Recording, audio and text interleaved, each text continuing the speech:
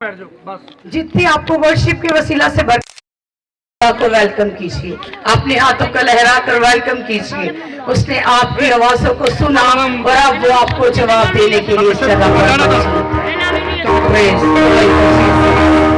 आइए सभी अपनी जगह पर बैठ जाए सुनने के लिए। प्रेज कहिए कि खुदावंद आज का कलाम मेरे लिए है। बुलंद आवाज से कहिए, आज मैं रिहाई पाऊंगी, आज मैं मुखलसी पाऊंगी ये तेरे कलाम से। प्रेज तो जीसस, हालेलुया। और पहली आयत से लेकर 5-6 आयत तक पढ़ेंगे।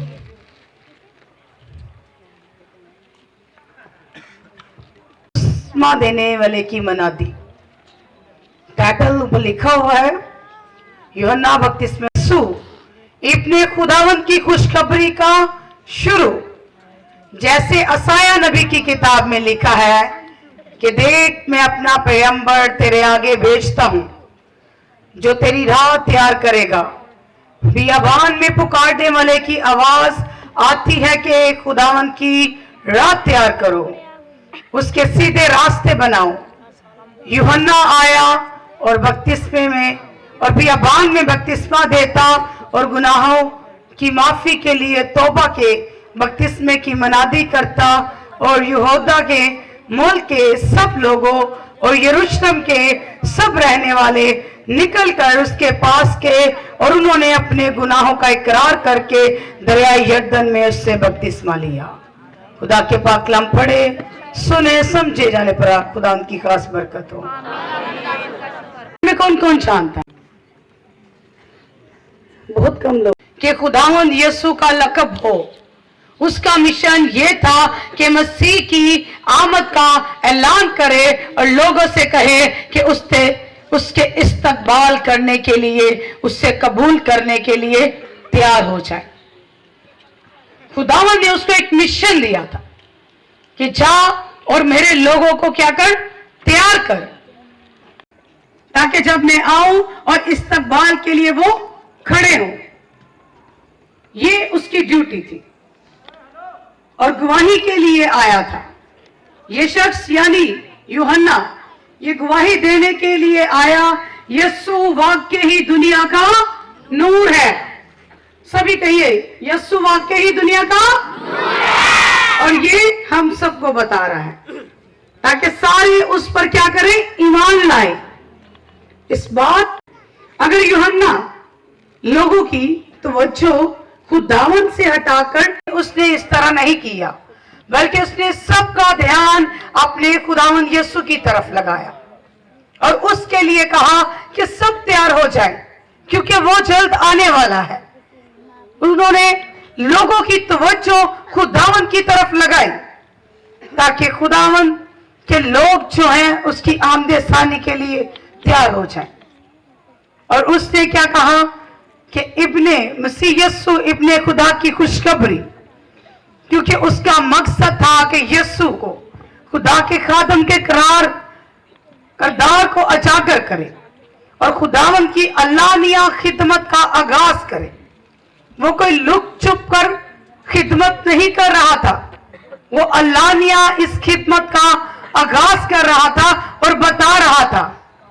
यहां पर लिखा कि असाया की किताब में लिखा है, असाया और मलाकी दोनों ने नबूवत की थी कि एक पैगंबर मसीही मुआद पहले आएगा जो लोगों को उभारेगा रूहानी और इखलाकी तौर पर, उनकी आमद के लिए तैयार करेगा।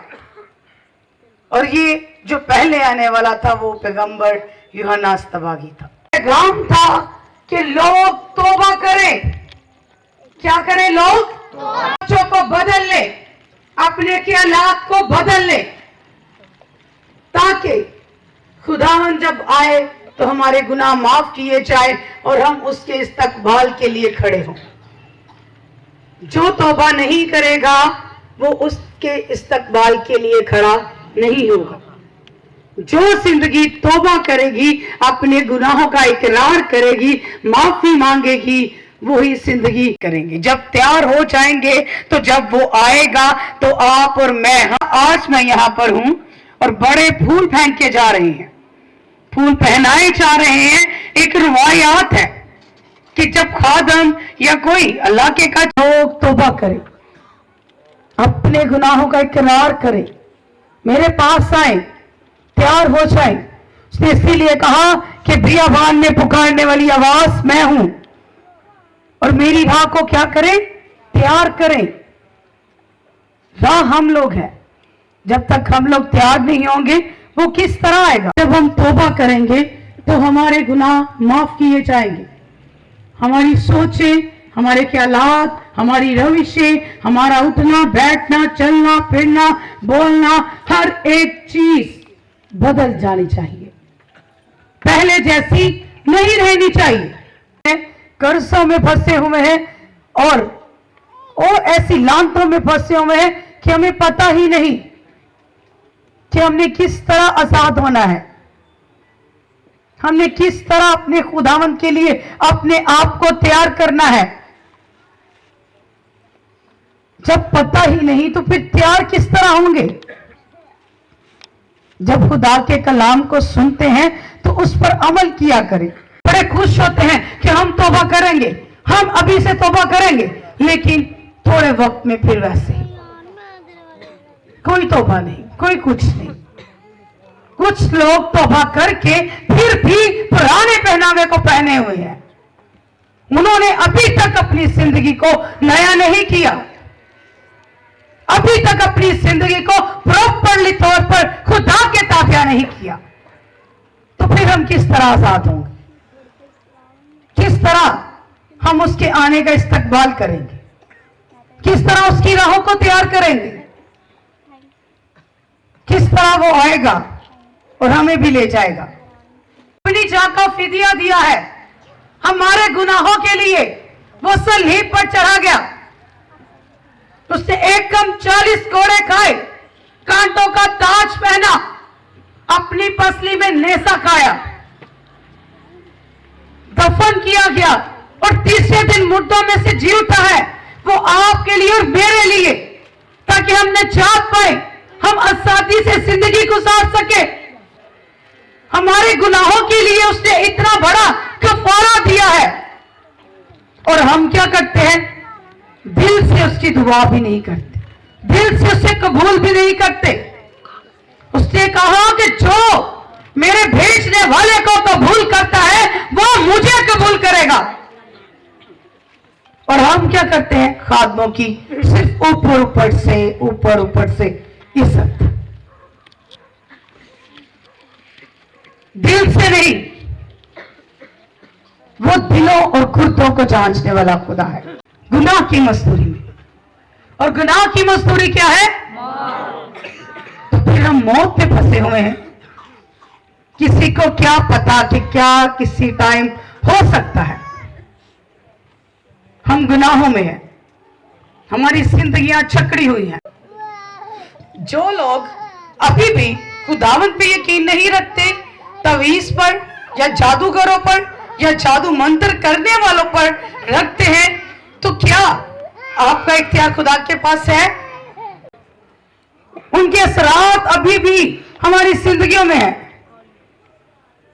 हम खुद ही आजाद नहीं होना चाहते, खुद ही उन चीजों को नहीं तरक करना चाहते, खुद ही उन जिंदगियों को अपनी जिंदगी से नहीं लेकर जाना चाहते कि ये हमारी जिंदगी से खत्म हो।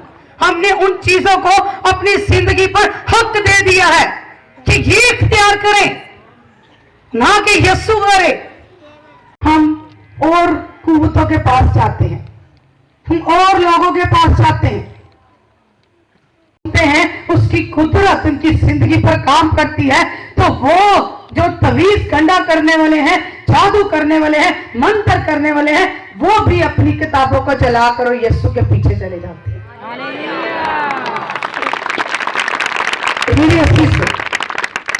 हमारे बदनों पर इख्तियार किए हुए हैं, हमें खौफ में डाले रखते हैं, हमें आगे बढ़ने नहीं देती, हमें आगे खुदा के साथ उसकी राह पर चलने नहीं देती।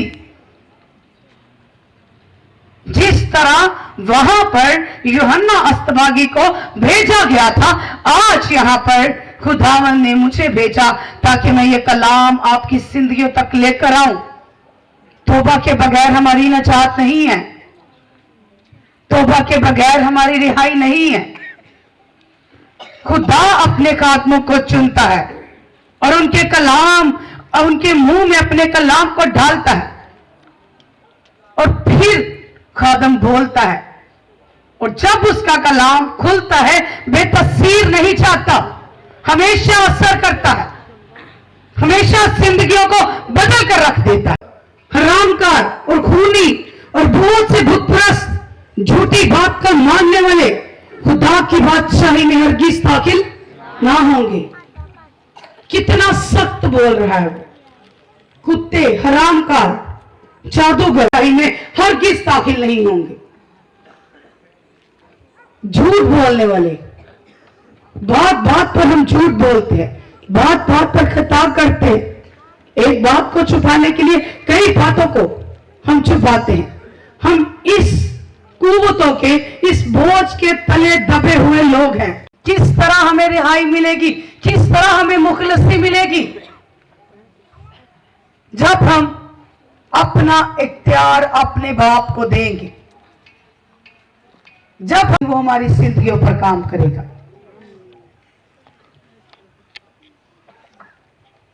वो नींव के गल पे डाल देता है ताकि कलाम को चोरी कर सके। हम गुलामी में जिंदगी जी रहे हैं। यहाँ एरिया के लोग, इधर एरिया के लोग, सारे इधर के ही हैं, इसी एरिया के सारे लोग हैं, सारे इसी एरिया के लोग हैं। बाहर से कौन है?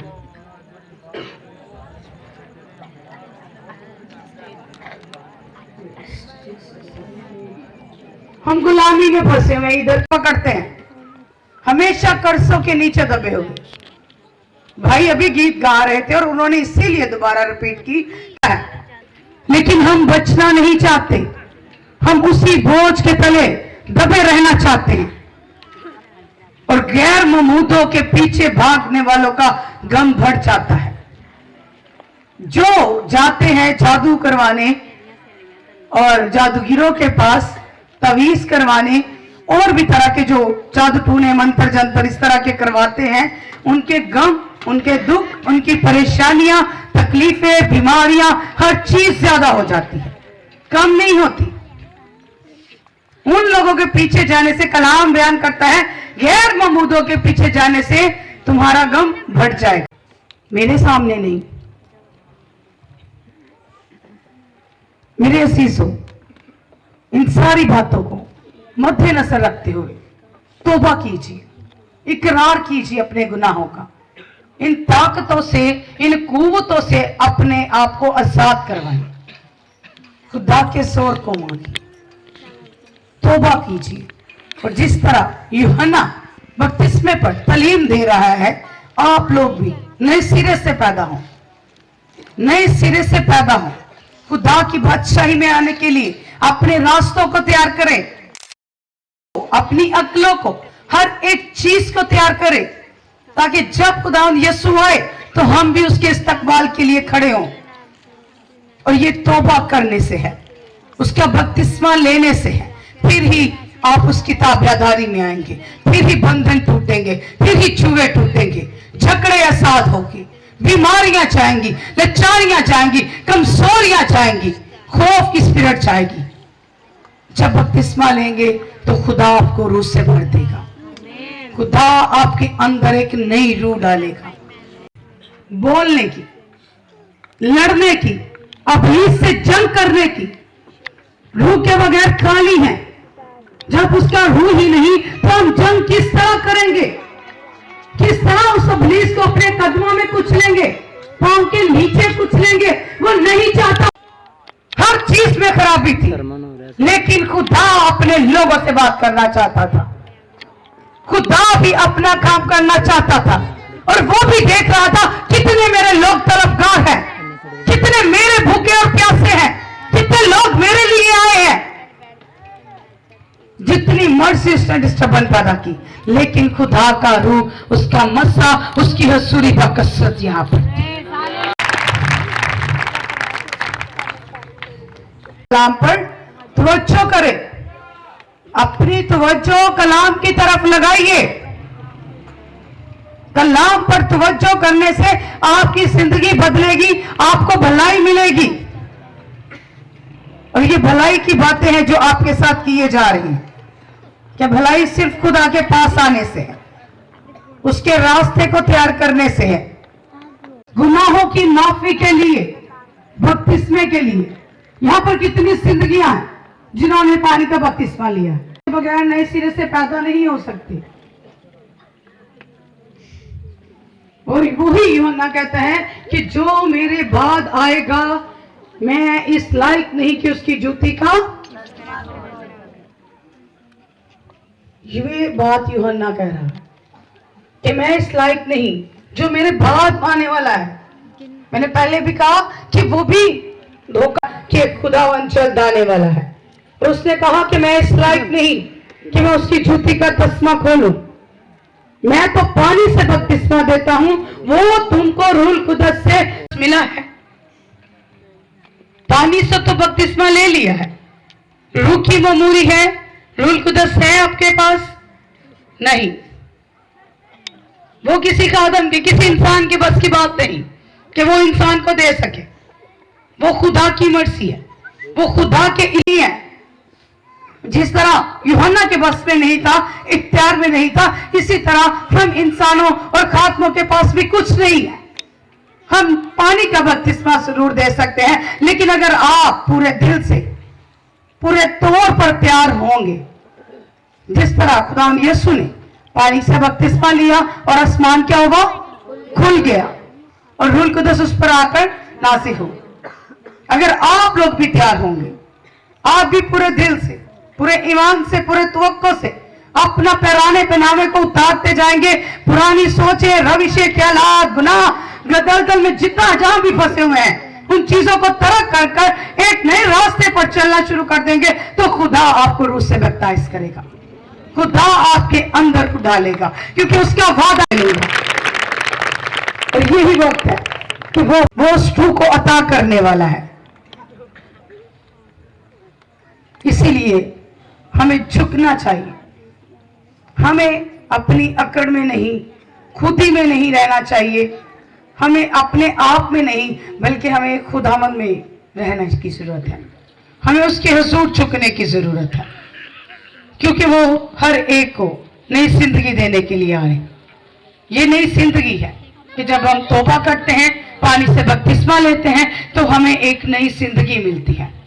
हमें वो मौका देता है कि हम पूरे दौर से, पूरे दिल से उसके पास आ जाए, उसकी हसूरी में आए, उसके कलाम को सुने और पीछे ना फेंके, बल्कि अपने दिल में ज़ख़ीर करें, उस कलाम को लेकर चले, उस कलाम के ताबे हो जाए, उस कलाम को अपनी जिंदगी पर काम करने दीजिए, ताकि कोई कुव्वत आपको छू ना सके, कोई कुव्वत आपकी जिंदगी पर काम ना कर सके।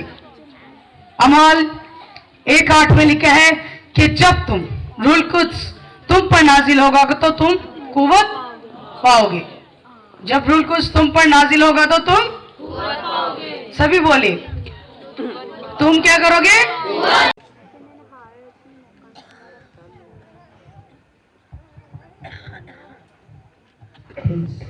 हम भी इस तरह प्रस्तिश करें, हम भी रूह में झूमे, रूह में नाचे, रूह में गाएं, क्योंकि वो रूह जो हमारी मदद करता है, हमारी रहनुमाई करता है, हमें बोलने देता है, हमें तालीम देता है, हमें सिखाता है हर एक चीज के लिए। और खुदा के कलाम में लिखा है कि वो चाहता है कि सब आदमी निजात पाए और सच्चाई की पहचान करें। खुदा क्या चाहता है कि सब आदमी निजात पाए, तो हम निजात पाएंगे। ये खुदा चाहता है, वो किसी की भी हलाकत नहीं चाहता। वो तहम्मुल करके खड़ा है कि हर किसी की तौबा तक नौबत चाहता है कि हर इंसान तौबा करे, हर इंसान मेरे पास खुद आ जाए, क्योंकि उसके कलाम में लिखा कि हर घुटना मेरे आगे झुकेगा। हम किन गुनाहों में हैं, हम किन चक्रों में चक्रे हुए हैं, हम किन तहरीकियों में हैं, किन तहरीकियों ने हमें घेरा हुआ है। वो हमारा बाप नूर है, वो तहरीकियों में भी नूर चमकता है, वो आपके साथ रहता है, वो आपके पीछे रहता है। उसने सलीब पर भी अपनी बाहों को फैलाए हुए था, वो आज भी इसी तरह अपनी बाहों को फैलाए हुए खड़ा है। कब मेरी बेटी, कब मेरा बेटा मेरे पास आएगा, मुझसे लिपट जाएगा, मुझसे चिपक जाएगा और मेरे साथ चलेगा। लेकिन हमारे पास वक्त नहीं,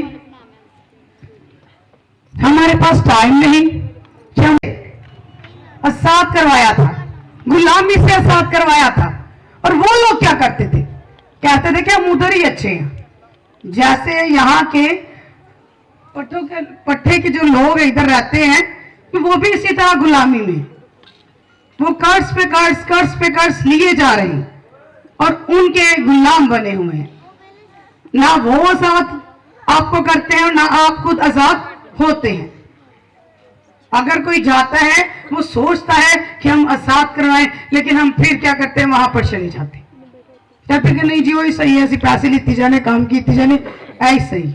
कि हमारी आदत बन चुकी है, हमारे बदनों को भी इस तरह की आदत हो चुकी है कि हमारा वक्त दबे रहे बोझ के तले, गुलामी में गुलाम बनकर रहे। वो खुदा जब आजाद करवाता है, मैं आजाद होना चाहती हूँ इस कर्ज की लानत से, इस अभीस की कुव्वतों से, इन चक्रों से, इन तहरीकियों से। खुदा तू मुझे आजाद करवा, मैं आज सच्चाई को जान चुकी हूँ, आज मैं तेरे कलाम को जान चुका हूँ। और खुदावन तू ही है जो मुझे आजाद करवाएगा, तू ही है जो मुझे रिहा करवाएगा। क्योंकि खुदा उन लोगों को पसंद करता है जो सच्चाई से दुआ करते हैं, जो उससे डरते हैं। खुदा उनको पसंद करता है जो सच्चाई से दुआ करेगा, उससे डरेगा, तो वो फिर उसकी दिल की मुरादों को पूरा करेगा। हर इंसान चाहता है हम अच्छा खाएं, अच्छा पहने, अच्छा रहें, घर बार अच्छे हों। हर इंसान की ख्वाहिश है। तो ख्वाहिश क्यों पूरी होगी, जब हम सच्चाई से वाकिफ होंगे और सच्चाई पर चलेंगे और पूरे दिल से उसके ताबिया होंगे, पूरे दिल से दुआ करेंगे, फिर वो हमें आजाद करवाएगा, वो हमारी मुरादों को पूरा करेगा और हमारी फरियाद को सुनेगा। वो कहता है मुसीबत में मुझे पुकार तो मैं तुझे जवाब दूंगा। वो हमें दे दे, वो हमें अता करे, लेकिन हमें इंसानों से मांगना अच्छा लगता है, हमें इंसानों के आगे हाथ फैलाना अच्छा लगता है। खुदा खुश है हमसे जो उससे डरते हैं और उसकी शफ़क़त के उम्मीदवार रहे। वो कम कर देते हैं, लेकिन वो कम बिल्कुल नहीं करता, क्योंकि उसने अपना इकलौता बेटा बख्श दिया ताकि हम हलाक ना हो बल्कि हमेशा की जिंदगी पाए। तो मेरे अजीजों, हमेशा की जिंदगी सिर्फ खुदा यीशु के पास वाला है। वही हमें रिहा करने वाला है, वही हमारी जिंदगियों को आजाद करने वाला है। उसके हजूर पुकारा करें, इल्तिजा किया करें, उसकी आमदे सानी के लिए अपनी राहों को, अपने आप को फुली तौर पर तैयार करें, तौबा करें, अपने गुनाहों का इकरार करें। कहता जो अपने गुनाहों को छुपाएगा वो कभी भी कामयाब ना होगा, बल्कि जो तर्क करेगा और इकरार करेगा मैं उसको सरफराज करूंगा। सरफराजी भी उसी के हाथ में है। अगर आप इस बोझ से निकलना चाहते हैं तो मेरे अजीजों तौबा कीजिए, इकरार कीजिए। वही है जो सब कुछ करने की कुदरत रखता है। हालेलुया रस्सी। आइए अपनी आंखों को बंद कीजिए। हम किसी के साथ जोर जबरदस्ती नहीं करेंगे, क्योंकि खुदा दिलों से वाकिफ है। अभी वक्त है, उसकी हसूरी है, उसका मस्सा, उसकी मौजूदगी इस जगह पर है। अगर आप आज पूरे दिल से, पूरे ईमान से, यकीन से इकरार करेंगे, कहेंगे कि बाप मुझे माफ कर, बाप मुझे रिहा कर, तो वो आपको करेगा, वो आपको रिहा करेगा। खुली हुई है आपकी आंखें, बंद कीजिए, मस्त तबलीग को मौका दीजिए, कर ले जाए, अपनी बरकत को खुद रिसीव कीजिए। इस बरकत से खाली नहीं जाऊंगा, आज इस बरकत से खाली नहीं जाऊंगी। खुदावन तो हमें भी अपने ख्यालात को, अपनी रविश को तेरे ताबे कर दिए। तुम्हें माफ कर, माफ कर खुदावन, मुझे माफ कर, मुझे इस बोझ के तले से निकाल। हम पर भी अपनी शफकत की नजर कर, हम पर भी रहम कर। वो तर्स से भरा हुआ खुदा, उसको तेरे लोग तेरे रूह से मबूर हो जाए, तेरे पाक रूह को अपनी जिंदगी में वेलकम करे।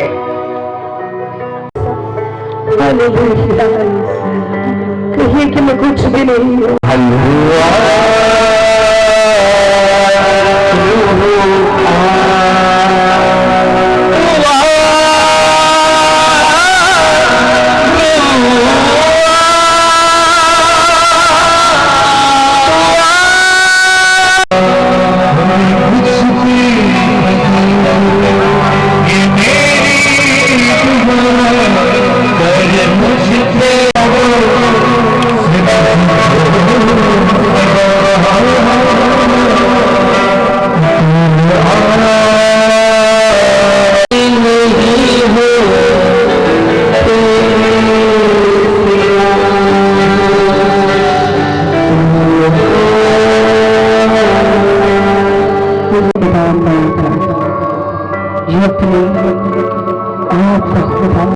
कलाम पर अमल करने वाले खुदा, तेरा कलाम खुदावन कि भन भन ढूंढा ढूंढा मुझसे होकर कुछ असर करे खुदा, ताकि हर एक जिंदगी रूह से ममूर हो खुदा। तेरे लोग तेरे दीदार के ताल्लुक हो, तेरे रहमत के लिए अपने आप को तैयार करें। तेरा